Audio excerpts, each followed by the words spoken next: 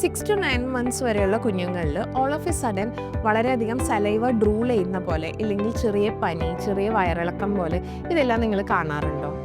ഇതിനെ പറയുന്നതാണ് ടീത്തിങ്. ഇത് ടീത്തിങ്ങിൻ്റെ സിംറ്റംസ് ആണ്.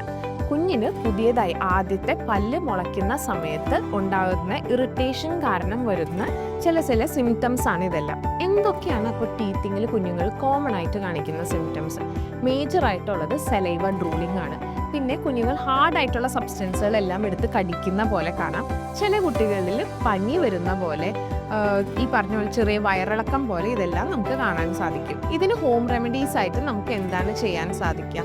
കുഞ്ഞുങ്ങൾക്ക് ച്യൂ ചെയ്യാനായിട്ട് ടീത്തിങ് ഡിവൈസസ് പോലെയുള്ള എന്തെങ്കിലും ഫ്രിഡ്ജിൽ വെച്ച് തണുപ്പിച്ചതിന് ശേഷം കടിക്കാൻ കൊടുക്കുക. അതല്ലെങ്കിൽ ഫിംഗർ ഫുഡ്സ്, ക്യാരറ്റ്സോ കുക്കുംബർ അങ്ങനെയുള്ളതെല്ലാം തണുപ്പിച്ചതിന് ശേഷം കടിക്കാനോ ച്യൂ ചെയ്യാനോ കൊടുക്കുന്നത് അവർക്ക് കുറച്ചൊന്ന് അവരെ കാം ചെയ്യാനായിട്ട് ഹെൽപ്പ് ചെയ്യും.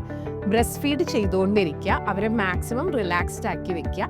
പനിയോ ഇറിറ്റബിലിറ്റിയോ വേദനയോ ഒരു പരിധിയിൽ കൂടുതൽ വരുന്നതായിട്ട് നിങ്ങൾക്ക് തോന്നുകയാണെങ്കിൽ എന്തായാലും ഒരു ഡോക്ടറെ കൺസൾട്ട് ചെയ്യാം.